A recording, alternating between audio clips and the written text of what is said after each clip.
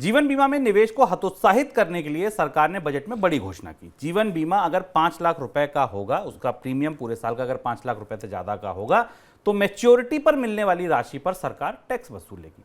हालांकि ये शर्त उन जीवन बीमा पॉलिसी पर लागू होगी जो 1 अप्रैल या उसके बाद से खरीदी जाएंगी। पहले से चली आ रही पॉलिसी पर कुछ नहीं होगा, कोई शर्त लागू नहीं होगी, क्लेम की शर्तों में भी कोई बदलाव नहीं होगा। सर, बड़ा सवाल ये सरकार ऐसा क्यों कर रही है और इसका असर क्या होगा?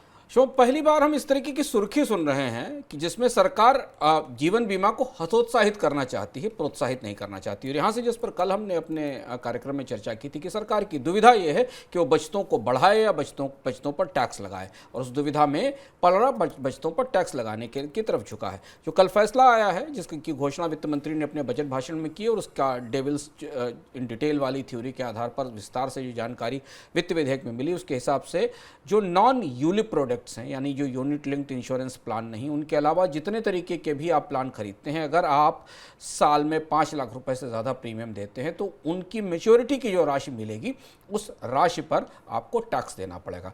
और इसके साथ भारत में पहली बार बीमा से मिलने वाली रकम पर टैक्स लगाया जा रहा है, जो आपको दिखाई दे रहा है। अब इसकी 2 बड़ी वजहें हो सकती हैं जो हमें सामने दिखाई देती हैं।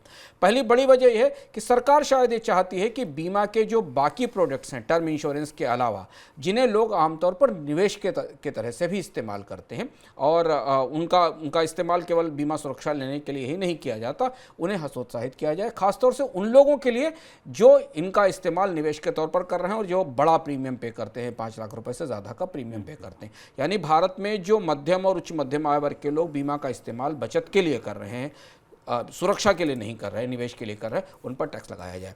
ये बड़ा फैसला है और ये फिर एक बहुत बड़ा शिफ्ट है बीमा को लेकर सरकार के नज़रिए में, टैक्सेशन के नज़रिए में। दूसरी और महत्वपूर्ण बात इससे संकेत मिलते हैं कि सरकार ये भी चाहती है कि टर्म इंश्योरेंस जैसे जो प्योर सिक्योरिटी प्लान है उनको बढ़ावा दिया जाए, क्योंकि उनमें आप निवेश करें, उनमें आपको कुछ वापसी नहीं मिलती, केवल आपको सुरक्षा का कवर मिलता है, उनमें आप निवेश करें। लेकिन नतीजा क्या हुआ? नतीजा ये हुआ कि कल बाजार में जो खून खच्चर मचा था अडानी के कारण, उसमें भारत के इंश्योरेंस कंपनियों के स्टॉक्स भी शामिल हो गए। सारी इंश्योरेंस कंपनियों को ज़बरदस्त चोट लगी, चाहे वो आप LIC को ले लें या आप HDFC को ले लें, SBI लाइफ को ले लें, ICICI को ले लें।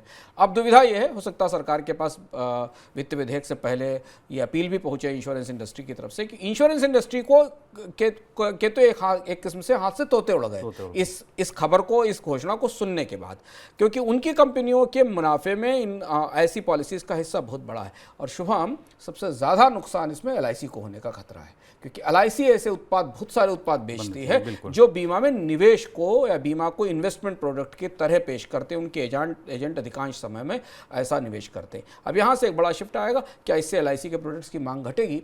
क्या भारत में केवल टर्म इंश्योरेंस ही बेचना, खरीदना बेहतर माना जाएगा? और टैक्सेशन चूंकि आपकी इनकम के आधार पर होगा, तो अगर आप ज़्यादा इनकम के आय ग्रुप में आते हैं तो ये जो वापसी आपको होगी आपकी इनकम में जुड़कर आपका टैक्स का बोझ और ज़्यादा बढ़ाएगी। पर ये बड़ा शिफ्ट है बीमा को लेकर, जो हमें इस बजट में दिखाई दिया। और इस बजट के साथ फिर वही सरकार की दुविधा सामने आई कि बचतों और बीमा को बढ़ाया जाए या उन पर टैक्स लगाया जाए।